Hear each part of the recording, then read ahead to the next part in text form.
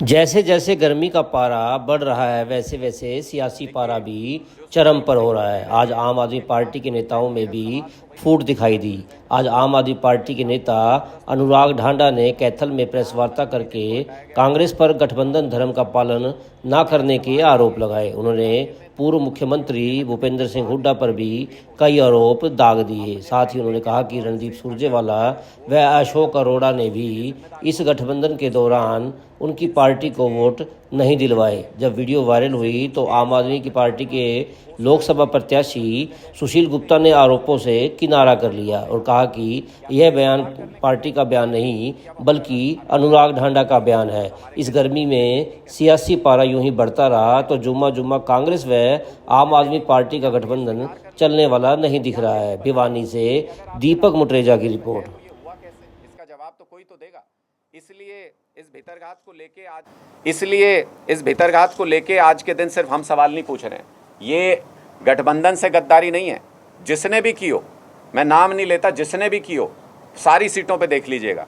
ये गठबंधन से गद्दारी नहीं है, ये देश से गद्दारी है, ये हरियाणा से गद्दारी है और पूरे हरियाणा के लोग इस गद्दारी को देख रहे हैं। इसका जवाब देंगे। दिल्ली के अंदर देखिए, निश्चित तौर पे ये सवाल हम सबके जहन में है। बहुत सारे कार्यकर्ताओं के मेरे पास फ़ोन आए, बहुत सारे फीडबैक आए। कईयों ने तो उदाहरण दिए बाकायदा, जो मैंने आपके समक्ष भी रखे हैं। कईयों ने तो लोगों के नाम बताए कि ये उनके कट्टर कार्यकर्ता हैं, घर पे रहते हैं, बूथ पे किसके बैठे थे वो देख लीजिए। 119 नंबर बूथ तो सुरजेवाला का हार रही है वहाँ पे। मैंने स्पष्ट तौर पे ये कहा कि अगर सुरजेवाला जी जैसे कद्दावर नेता, जहाँ जिस विधानसभा में उनका प्रभुत्व रहा है, वहाँ पे अगर उनके अपने पोलिंग बूथ से गठबंधन हार रहा है, जिसके अंदर आम आदमी पार्टी के कार्यकर्ताओं और वोटर ने भी मेहनत की, तो फिर सवाल दिमाग में आता है, सवाल उठना लाजमी है। और ये सवाल आज के दिन में पूरे हरियाणा की जनता के जहन में है कि निजी स्वार्थ के चलते, निजी कारणों से कोई व्यक्ति क्या देश के साथ धोखा कर सकता है, कोई व्यक्ति क्या गठबंधन के साथ धोखा कर सकता है, क्या आपसी इन्हीं कारणों की वजह से। और दूसरी तरफ देख लीजिए ना, अब मैं तो मेरे पास तो करनाल से भी बहुत लोगों के फ़ोन आए। करनाल के लोग ये कह रहे हैं कि ये बाईपास दे दिया उस व्यक्ति को जिसके खिलाफ पूरे हरियाणा की लड़ाई थी, मनोहर लाल खट्टर जी के खिलाफ।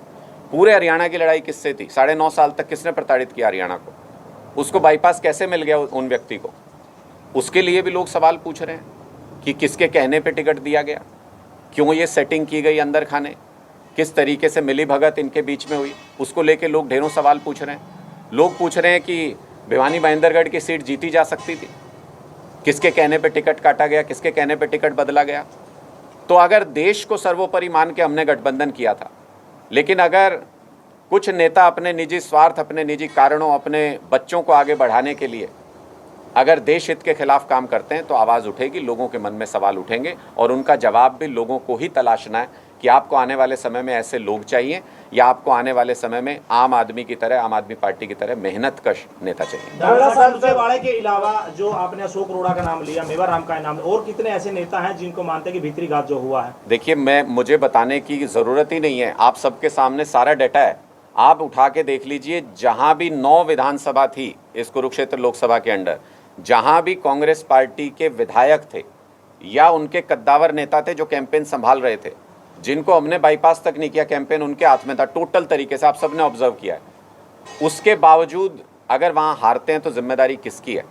या तो ये मान लिया जाए कि इनका प्रभाव लोगों में ख़त्म हो चुका है, लोग रणदीप सुरजेवाला जी, अशोक अरोड़ा जी के नाम पे वोट ही नहीं देना चाहते, तो फिर आने वाले चुनाव में भी वही सत्य रहेगा।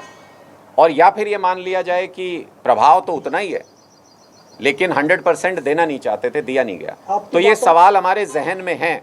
हम इसके ऊपर समीक्षा बैठक पूरे प्रदेश के कार्यकर्ताओं को, पूरे प्रदेश के पदाधिकारियों को बुला के जल्द करेंगे। नमस्कार साथियों, आज कैथल में एक प्रेस कॉन्फ्रेंस अनुराग ढांडा जी ने की है।